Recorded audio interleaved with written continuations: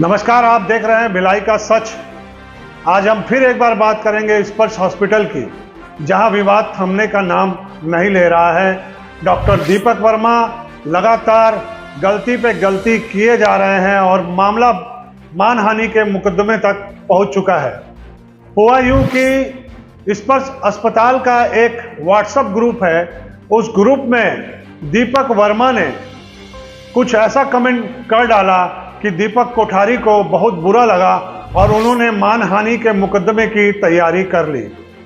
दीपक वर्मा ने दीपक कोठारी को उस ग्रुप के माध्यम से चोर कहा और पूरे खानदान को चोर कहा, और पूरे स्टाफ को भी वे कह रहे हैं कि दीपक कोठारी के खिलाफ उटपटांग बयान दें, उटपटांग लिखें, ताकि ये सब मामला स्थिर हो जाए। लेकिन मामला थमने का नाम नहीं ले रहा है। इस संबंध में हमने दीपक कोठारी से बात की। आइए आपको बताते हैं दीपक कोठारी ने क्या कहा। एक बार फिर भिलाई का सच में आपका स्वागत है। हम आज फिर एक बार दीपक कोठारी जी के यहाँ आए हैं। उनके साथ फिर कुछ मामला हो चुका है।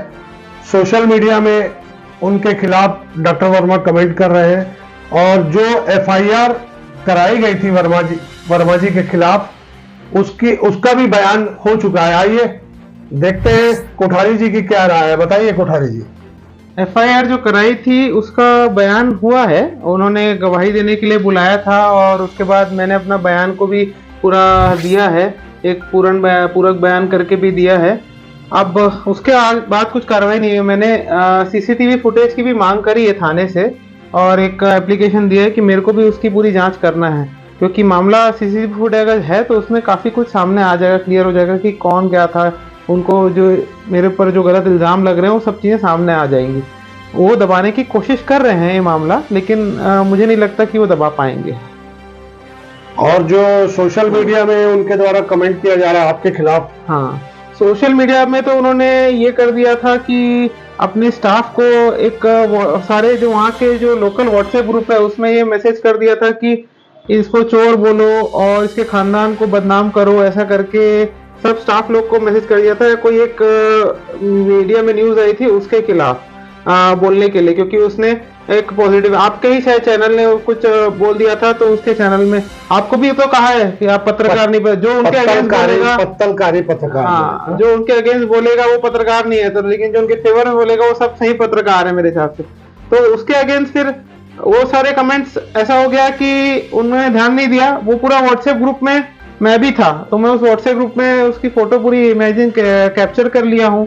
मेरे पास पूरा प्रूफ है कि उन्होंने क्या क्या बोला है, और इसके अगेंस्ट में डिफेमेशन का एक फाइल करूंगा उनके। वो किसी की इमेज ऐसे खराब नहीं कर सकते, मतलब इस लेवल तक वो गिर सकते हैं ये मैं उम्मीद नहीं किया था कि अपने स्टाफ को बोलेंगे। उसके बाद ये मैसेज करने के बाद आप को ये बता देना चाहूंगा कि वहाँ पे करीबन 300 से 500 स्टाफ का काम करते हैं।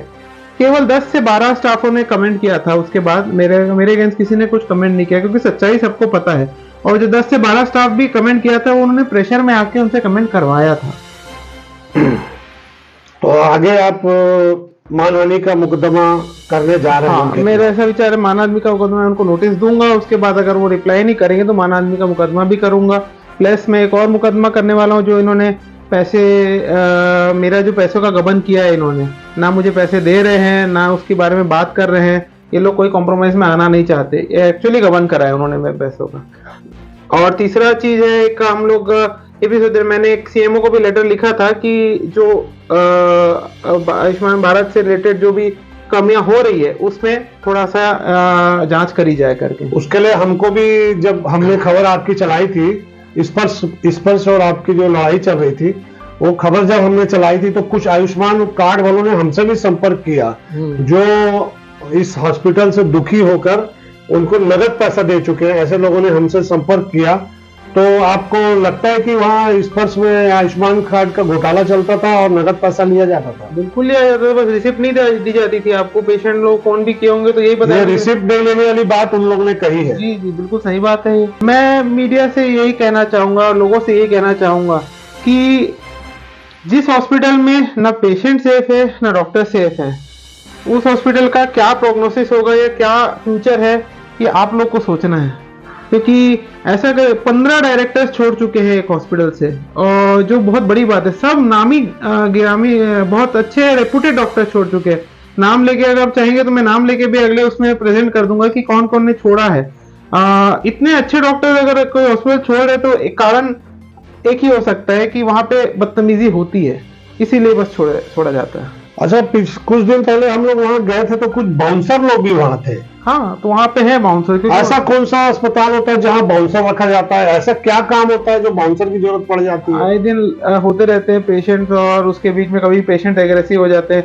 ये तो मैं भी पहला दारू दुकान और बार होटलों में बाउंसर समझ आता है, लेकिन हॉस्पिटल में बाउंसर क्यों, हमारी समझ नहीं आई, बताइए आप।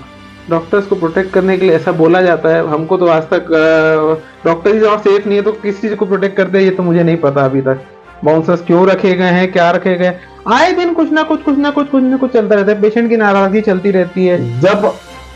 जब आपको मालूम है कि हम कुछ गलत करने वाले हैं या गलत कर रहे हैं, उसी जगह में बाउंसर की जरूरत आपको पड़ेगी। या तो काम आप गलत कर रहे हो हॉस्पिटल में, लड़ाई झगड़ा होने का अंदेशा है आपको, किसी का डर है, तभी आप बाउंसर हॉस्पिटल में रखोगे। सही बात है, यही हाँ। कुल मिला के यही बात है ना। हाँ, एक चीज और बताना चाहूंगा मैं। उन्होंने मेरे अगेंस्ट एक आईएमए को लेटर भेजा था। मैंने एक्चुअली आईएमए को लेटर लिखा था। उन्होंने एक ऑफिशियल प्रेस विज्ञप्ति भी जारी करी और एक लेटर जारी किया जिसमें कि 6 सिग्नेचर थे। उसमें से एक सिग्नेचर स्टाफ इंचार्ज बता के जिनका उन्होंने किया है, वो सिग्नेचर में जो स्टाफ इंचार्ज बताया है उसके पास कोई क्वालिफिकेशन भी नहीं है, और वैसे लोगों को उन्होंने सिग्नेचरी अथॉरिटी बना के रखा हुआ है, जो कि बहुत अनएथिकल काम हो गया है। ऐसे लोग सिग्नेचर करके अगर एक डॉक्टर के अगेंस्ट लिख रहे हैं, उनको सिग्नेचरी अथॉरिटी है ही नहीं, और उन्होंने हॉस्पिटल के लेटर पैड में वो सिग्नेचर अथॉरिटी देके सारे प्रेस वालों को बांटा है, सारे डॉक्टर्स को बांटा है, ऐसा करके किया है। तो हो तो रहा है गड़बड़। आप लोग के जो विवाद के कारण इस हॉस्पिटल की भी साख गिरी है, और जो इलाज में जो बहुत सारे मामले ऐसे सामने आ रहे हैं अब, उससे स्पर्श की तरफ लोगों का रुझान कम हो रहा है, अब ऐसा देखा जा रहा है। बिल्कुल हो सकता है, बिल्कुल सही बात है। मुझे तो कोई फर्क नहीं पड़ा, ना मेरी प्रैक्टिस को फर्क पड़ा। सबसे अच्छी बात जो हुई, जिस पेशेंट के लिए उन्होंने हंगामा किया था, जिस पेशेंट को गलत बयान देने का बुलाया था, उन्होंने डॉक्टर संजय गोयल ने फोन करके बुलाया था। वो पेशेंट मेरे पास 3 दिन बाद ऑपरेट करा के गया, और वो पेशेंट बहुत खुश है। मिलता है मुझसे, आता है, बोलता है कि मैं 3 साल से वेट कर रहा था इस ऑपरेशन का, और मैं बहुत खुश हूँ कि ऑपरेशन हो गया, और मैं बहुत खुश हूँ कि उसका ऑपरेशन मैंने यहाँ किया, स्पर्श हॉस्पिटल में नहीं किया। कुछ स्टिंग ऑपरेशन हमने किए और मोबाइल पर कुछ स्पर्श के कस्टमरों से बात की जो यहाँ से इलाज करा के जा चुके हैं, और सरकारी कार्ड होता है आयुष्मान कार्ड, उसके माध्यम से उन्होंने इलाज कराया। आयुष्मान कार्ड से भी उनका पैसा काट लिया गया और अतिरिक्त और पैसा उनसे ले लिया गया, लेकिन उस पैसों का स्पर्श ने कोई हिसाब किताब और बिल नहीं दिया। सर, आपने पिछले साल मिस्टर हरीश कुमार देवांगन जी का स्पर्श में इलाज करवाया था आयुष्मान कार्ड में। हाँ जी जी जी। तो सर, एक कंफर्मेशन चाहिए कि किस चीज़ के लिए आपने वहाँ पे इलाज लिया था हरीश जी का? पथरी का ऑपरेशन हुआ था, उसके लिए था। स्पर्श हॉस्पिटल वाला है ना ये? हाँ हाँ, स्पर्श हॉस्पिटल सर। पथरी का इलाज करवाए थे, उसके लिए है, और अलग से पैसा भी लिए थे वहाँ हॉस्पिटल में। तो सर, आयुष्मान में कितना कटा और आप अलग से कितना पैसा लिए? अलग से 17-18 हज़ार रुपये के आसपास अलग से लिए थे हॉस्पिटल वाले लोग। वो महंगा एंटीबायोटिक लगा है उसका, ऐसा करके बोल के लिए थे। हाँ। और आयुष्मान से तो आइडिया नहीं कितना कटा था। अच्छा, तो सर आपको इसकी रिसिप्ट मिली सर? आपने जो अलग से कैश दिया? अलग से कैश दिया था उसका सीधा बोलते हैं रिसीव नहीं मिलेगा, आपको किसी भी चीज़ का बिल नहीं मिलेगा जो आप कैश देंगे उसका। और सीटी स्कैन किए थे उसका भी पैसा लिए थे। नहीं तो सर, भाई पैसा आपने दिए हो तो भाई रिसिप्ट लेना तो आपका हक बनता है। रिसीव लेना मेरा हक बनता है सर, तो सामने वाला सीधा बोलता है ना हॉस्पिटल वाला, देख लो ना तो तुम दूसरा जगह कर लो। अब मेरा भाई एडमिट है तो मैं अब कैसे करूं? पैसा मांग रहे तो मेरे को देना पड़ेगा ना सर। तो हॉस्पिटल प्रबंधन ऐसा बोले कि भाई अगर आप रिसिप्ट मांगोगे तो आप दूसरी जगह इलाज कर लो। हाँ, जो आयुष्मान जो देख रहा था ना जी, वही जो नीचे में बैठते हैं सबसे नीचे फ्लोर में चश्मा वाले थे, उसका तो नाम मेरे को ध्यान नहीं है। जी जी जी जी ठीक है सर। अगर ये आपको रिसिप्ट मिला रहता तो ये पैसा आपको रिटर्न हो सकता था, ऐसी पॉलिसी आयुष्मान में, इसलिए मैं सर आपको ये फोन किया था। वो क्या है ना कि मैं बोला, वही चीज को पूछा मैंने कि सर आप जो मेरे से कैश ले रहे हैं तो उसका मेरे को कम से कम लिखित में दीजिए, बिल दीजिए मेरे को। तो बोलते हैं नहीं, ये सब चीज का बिल नहीं मिलता है आपको, आप देख लो, आपको जम रहा है, तो ऐसा करके बोल दिए। मतलब हॉस्पिटल वाले आपसे अच्छे से बात भी नहीं किए? हॉस्पिटल, हाँ हॉस्पिटल वाले सीधा ऐसे ही बोले। ठीक है सर, धन्यवाद सर आपका। ठीक है। तो स्पर्श अस्पताल में क्या कहानी चल रही है ये आपने अभी देखा। दीपक कोठारी को भी आपने सुना और एक स्टिंग ऑपरेशन हमने किया, एक मरीज के परिजन से बात की, उसे भी आपने सुना। मरीज ने साफ शब्दों में कहा आयुष्मान कार्ड का पैसा भी मेरे से ले लिया गया और नगद पैसा भी और अतिरिक्त मेरे से लिया गया, लेकिन उस पैसे की रसीद के बारे में जब मैंने बात की तो मुझे लताड़ दिया गया। मुझे बोल दिया गया कि तुमको जमता है तो देखो, नहीं तो मरीज को कहीं और ले जाओ। तो ऐसी दादागिरी स्पर्श अस्पताल लोगों के साथ करता आ रहा है और कर रहा है। ये कहानी कई सालों से चल रही है स्पर्श अस्पताल में।